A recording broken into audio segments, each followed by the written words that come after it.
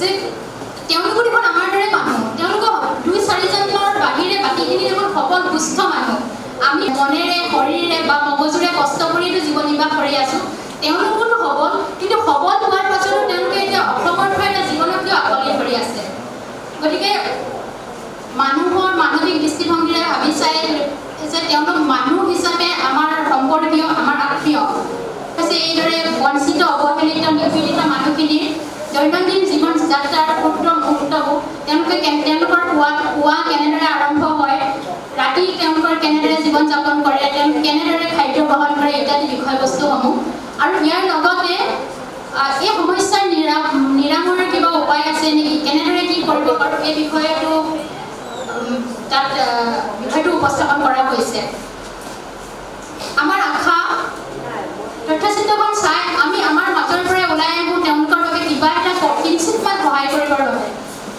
আৰু এনেকুৱা এটা পৰিস্থিতিৰ উদ্ভৱ হওক যাতে এই ভিক্ষাৰীসকলৰ পৰা মানৱ সম্পদলৈ পৰিণত হওক তেওঁলোকৰ মনত জানি উঠক তীব্ৰ কৰ্মস্পৃহা, ধুনীয়া এটা জীৱন যাপনৰ প্ৰবল সপোন জাগ্ৰত হওক তেওঁলোকৰ। আৰু এই আশাৰ মাজতে নিহিত হৈ আছে পদত। আৰু তথ্যচিত্ৰখন নিৰ্মাণ কৰিব যাওঁতে আমি চিত্ৰগ্ৰহণৰ পৰা আৰম্ভ কৰি চেঞ্চৰ বৰ্ডৰ প্ৰমাণপত্ৰ সংগ্ৰহলৈকে গোটেইখিনি কাম সমাধা কৰিব যাওঁতে যথেষ্ট কষ্টৰ সন্মুখীন হ'বলগীয়া হৈছিলে, যিহেতু তথ্যচিত্ৰখনৰ মানে সময়টো কম। আমাৰ প্ৰযোজকে ইতিমধ্যে জনাইছে কম সময়ৰ ভিতৰতে আমি যথেষ্টখিনি কাম কৰিছিলোঁ। গতিকে আৰু কি হৈছে, এই বিষয়ত নতুন হিচাপে প্ৰতিটো সৰু ডাঙৰ কাম আমি একেটা সময়তে শিকিছোঁ আৰু কৰিছোঁ।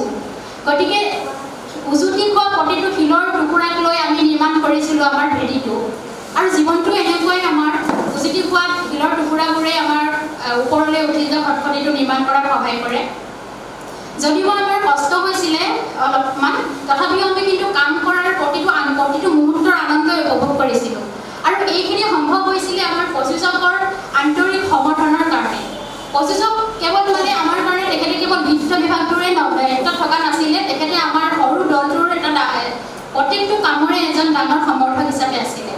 আৰু আমাৰ দলত থকা কেমেৰাত কাম কৰা জ্যোতিপ্ৰসাদ, টুটু আৰু সম্পাদনাৰ দায়িত্বত থকা মৃদুল, সংগীত ব্যৱস্থাপনা গীতাৰ্থ মহন্ত, খুবেই সৰু ল'ৰা, গীতাৰ্থ আমাৰ মাজত উপস্থিত আছে, গীতাৰ্থ আৰু বলেন, ইহঁতৰ প্ৰত্যেকে ধন্যবাদৰ পাত্ৰ।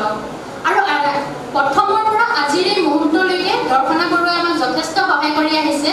দৰ্শনাক ধন্যবাদ নিদিওঁ, কাৰণ কিছুমান মানুহৰ কিছুমান কাম এনেকুৱা সময়ত মানে কি হয়, তেওঁলোকৰ ধাৰ আমি টকাৰে নাইবা ধন্যবাদেৰে কেতিয়াও বুজিব নোৱাৰোঁ। আৰু ইয়াৰ লগত